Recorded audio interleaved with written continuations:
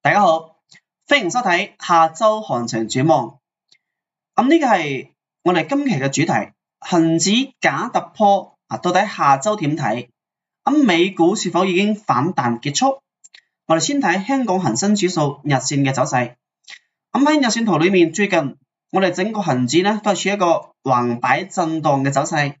喺周三嘅時候咧，係曾經收陽突破咗呢個平台嘅，但係周四、周五就跌翻嚟啦。好明顯呢個屬於咩啊？假突破。所以下周到底佢會升定會跌啊？我哋喺節目跟大家作詳細講解。仲有呢個美股嘅納指，我哋喺上周嘅節目5月嘅16號，我哋就提到呢個納指咧會喺今周嘅周三或者周四就咩啊？就會有轉勢。好明顯我哋嘅納指就喺周三嘅時候咧衝高回落收咗支陰燭所以呢個位就係咪代表佢已經反彈結束呢？我哋應該如何解讀？所以呢啲問題咧，我哋都會喺今期節目作深入講解，大家一定要睇到最後。如果你係第一次睇片嘅，可以先去訂閱我哋 YouTube 呢個 channel 再作個課程嘅預告。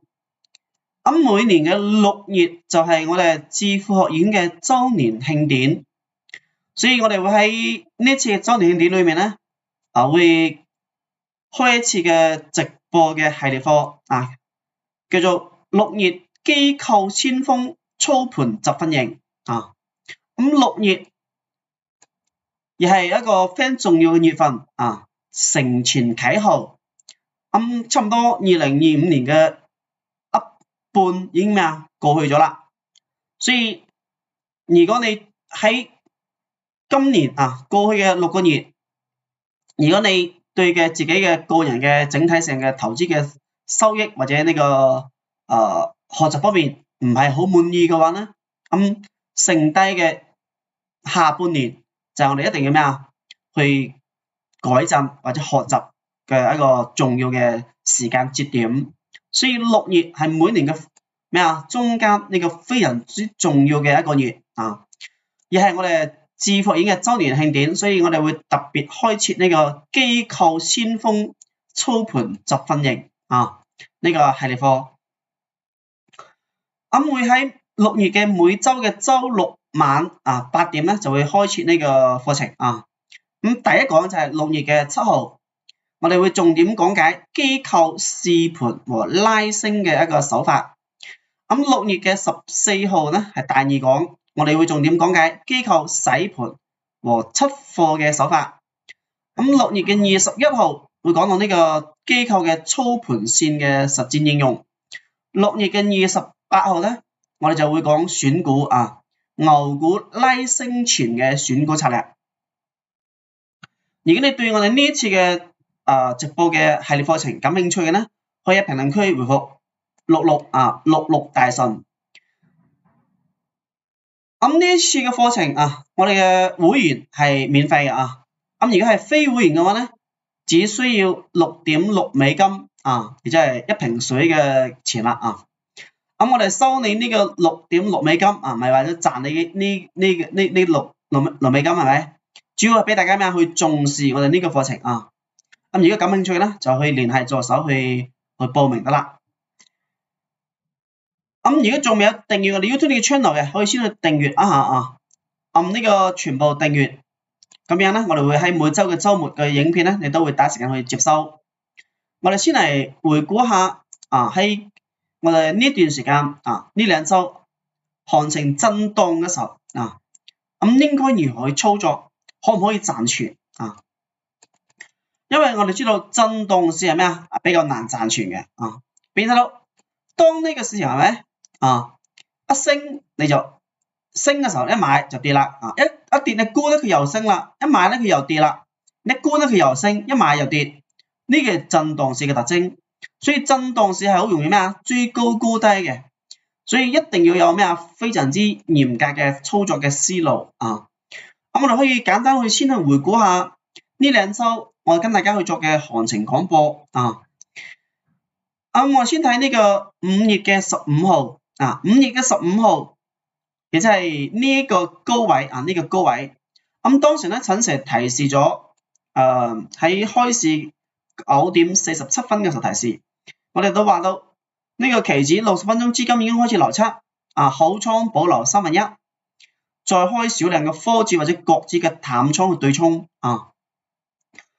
亦即係話，當我哋睇到當時呢個資金啱啱流出嘅時候，亦即係喺呢個位置資金啱啱流出嘅時候，我哋喺呢個高位去提示嘅。咁基本上我哋就估喺咩啊？估喺呢個最高位呢個附近啦，喺呢個高位附近去減除咗呢個好倉，好倉只保留1/3。咁並且咧提示去開淡呢個科指或者國指嘅淡倉嘅對沖因為點解要做對沖咧？因為呢個指數佢日線資金仲未有流出所以說明佢只係咩一個震盪，並不是真正行情結束，所以我哋叫做開淡倉去對沖咁喺呢個位置好倉減持，開咗淡倉之後，係咪股價即刻回落並且佢回調嘅目標同我哋當時測試嘅目標基本上咩係非常之精確嘅咁我哋喺當天亦俾咗呢個回調嘅目標，一個係23347、23187，呢個係恒指嘅，期指嘅23288、23098、22909。咁睇到實際上喺5月嘅19號當時我哋係5月嘅15號呢個高位提示係咪？咁股價係一直回調到5月嘅19號，亦即係呢支陰燭股價當時回到呢支陰燭嘅時候就係5月嘅19號上午嘅9點半嘅時候一開始做咩就開始跌啦。咁佢當時跌嘅最低係23080收盤咧係2309423094。咁同我哋俾嘅目標差唔多係咩基本上只差咗幾多4個點4個點，一個係23098，一個係23094，係咪？啱到之後，咁喺呢個10點半嘅時候整個呢個期指就已經開始咩止跌止跌收陽啦，開始反彈。所以如果你當時能夠按足我哋嘅廣播去做係咪咁你喺5月19號呢個位置止跌之後唔再創新啦，係咪？止跌收陽啦，60分鐘呢個位置止跌收陽，咁你就可以咩喺23098呢個附近把呢個淡倉去減持淡倉對沖嘅淡倉減持或者平倉都可以係咪？咁就呢段嘅波幅有幾多500點差唔多500點嘅波幅。咁500點就差唔多幾多啦？一張大旗50一點就50係咪？就25000穿啦即係2.5萬一張大旗就2.5萬單開呢個淡倉嘅對沖係咪？咁仲有喺5月嘅21號5月嘅21號咁期指資金再次流出我哋再次強調好倉保留1/3再開少量科指或者國指嘅淡倉對沖亦俾咗佢嘅咩呢個回調嘅目標。咁睇下實際上係咩時候嘅咧？當時又係資金啱啱流出嘅時候而且係大概係呢個位置啦呢個位置資金啱流出係咪？所以我哋喺呢個位置提示開科指或者國指嘅淡倉對沖，睇好係咪提示完之後就跌所以我哋每一次嘅提示都非常之精準嘅，包括嘅目標睇下實際上當天呢個期指最低係23405咁喺5月嘅23號，亦即係今日周五嘅時候周五佢最低係23405，收盤係23440，而且話啱好有咩啱好又係到我哋呢個第一個支持位23424係咪？啱好到呢個位置，咁股價就開始咩再一次止跌，然之後咧又反彈反抽再回調。咁呢一轉如果你喺高位呢個位置開淡倉，呢個位置咩減除咗平倉，亦有咩300點嘅波幅，而且話兩次嘅對沖淡倉已經賺咗800點540亦即係4萬兩次淡倉你都能夠賺咩啊？一張大嘅就可以賺4萬。所以如果做投資，每一次你都能夠做到係咪？贏在先知知道咩時候市場有機會，咩時候有風險，你應該如何咩啊？去作一個決策咁樣先能夠真正去賺錢。所以我哋講到投資賺錢，贏在先知先知先覺性欲，後知後覺飲汁，不知不覺埋單。咁如果你想去加入我哋呢個行情廣播體驗嘅話咧，去喺評論區回覆168睇下真實係咪真正咁準，係咪？定係馬後炮只需要168美金，你就可以體驗1個月嘅時間1個月嘅時間。咁呢2週已經賺咗4萬啦1個月係咪？你自己諗下啦。咁再睇下下週我哋嘅港股嘅操作思路咁呢個恒生指數日線嘅走勢圖咁我講啦，呢個九轉我哋把佢呢個九轉嘅高低位做一個相睇，依家就等佢咩確認到底係突破定係跌破。咁如果確認咧就睇，如果係跌破就睇佢咩下週嘅資金會唔會呢個紅燭縮短或者變綠色如果縮短變綠色嘅話咧，就好似之前係咪就會咩股價就會見頂回落咁如果佢資金持續流入咧，就可能咩就會突破所以依家下週記住繼續跟蹤我哋嘅指標嘅走向咁再睇我哋呢個散戶錦囊，咁通過散戶錦囊睇得非常清楚，冇存在咩粉色嘅持股線仲未有呢個趨勢，仲未走壞嘅咩時候變成呢個一線一分為二由粉色變成黃色和綠色，就代表呢個咩反轉向下啦。咁目前咧依家仲係咩喺呢個粉色線之上，未有變成黃色嘅資金亦未有流出，所以下週咩繼續跟蹤。咁呢個都係呢個恒指嘅走勢咁聽得明白嘅咧，俾個 like 有去 share 俾朋友咧一齊學習。我哋再睇下關於美股方面，咁美股啱先講到啦喺今週嘅週三就已經咩處於呢個變盤點變盤點。咁到底佢下週到底係變升定變跌咧我睇下。咁好明顯，通過我哋呢個頂底預警睇得非常清楚咁佢出現呢個見底嘅時候會出現咩底部嚟臨會叫你去抄底，咁後面咧就咩可以轉升。咁到咗高位啦，提示咩頂部嚟臨，所以呢個白色呢個區域屬於咩超買區已經係屬於風險區噶啦。咁如果呢條線依家入到呢個白色啦，咁如果佢穿出嚟係咪跌破呢條綠色線穿出嚟，呢個下面資金流出，咁佢就會容易咩轉勢向下所以特別注意，依家處於一個咩風險區，而且咧呢個紅色嘅資金已經縮到好短啦睇下今晚，如果今晚美股收市佢變成綠色，咁就咩下週就容易繼續跌咁呢個特別注意嘅咁通過我哋嘅散戶錦囊睇得非常清楚，咁佢依家呢條線呢個粉色線之前變成粉色就升係咪？依家咩粉色已經開始有少少變成呢個黃色啦所以佢下邊呢個多空力度亦已經死叉啦前面係兩條線嘅，依家黐埋一齊變成一條線啦。咁資金咧亦縮好短啦，所以如果今晚資金變綠色下面如果一路變成黃色係咪？變呢度係咪？一路變黃色佢就一路咩會調整嘅，所以嚴格跟足我哋嘅指標去做呢個係美股嘅納指。咁再睇下熱門股嘅一個操作思路我哋喺上週咧跟蹤咗美股嘅 MSTR 和呢個微軟仲有港股嘅騰訊、阿里、小米和吉利，呢已經連續跟蹤咗2-3週啦呢個港股我哋先再睇下呢個美股嘅呢個 MSTR MSTR 咧，我哋之前講啦，上週講過係咪？佢已經處高位，並且資金係綠色，資金開始流出嘅咁並且咧喺今週三就已經跌破咗之前呢個9轉18嘅呢個防守位，咁依家仲睇再回落就已經到咩呢個13嘅呢個支持位啦再回落就到呢個9轉嘅支持位啦所以就關鍵就睇佢回調目標到底會跌到咩位置。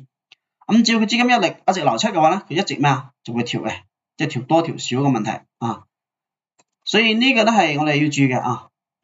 咁仲有呢個微軟同樣，微軟我哋上周講嘅，佢亦已經咩啊？已經處呢個9轉18嘅變盤位置啊，並且喺周三亦出現咗圖頂信號。咁周四咧，資金已經有少少咩啊？變綠色啦啊。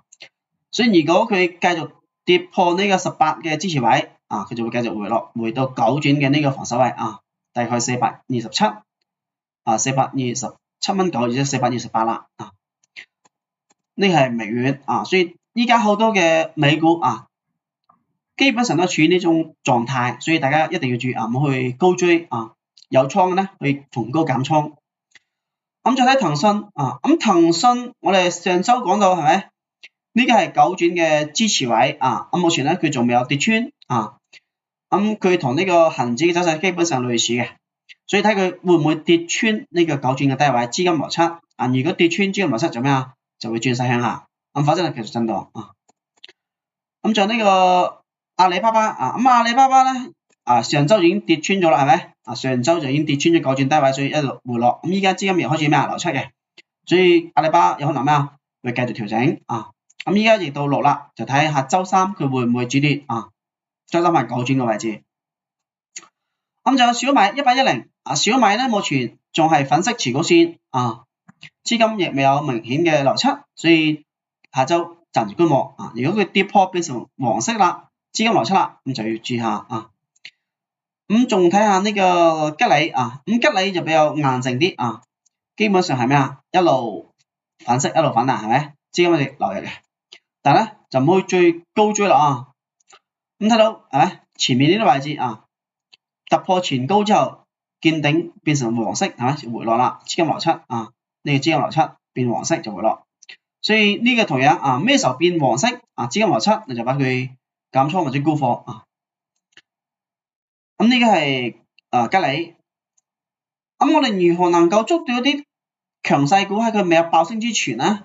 啊，比如我哋喺呢個5月嘅21號啊，咁陳晨咧就當時喺我哋呢個港股致富圈裏面啊，提咗呢個股票6628。啊，6628呢個係創盛集團啊，屬於呢個藥品新科方面嘅。咁當時就係喺呢個位置啊，當時上午係咪呢個10點半嘅時候啊，當時啱提示，當天就爆升咗㗎啦，當天爆升咗差唔多30幾個 percent 啊，34% 啊，所以如果你能夠選出啲股票啊，一天就咩啊？賺30%，O 唔 OK 啊 ？OK 啦，係咪先？啊，咁周五又升咗6% 啦。啊，咁仲有呢個2315，同樣都係喺5月21號嘅。5月21咧，咁陳咧選咗3個股票啊。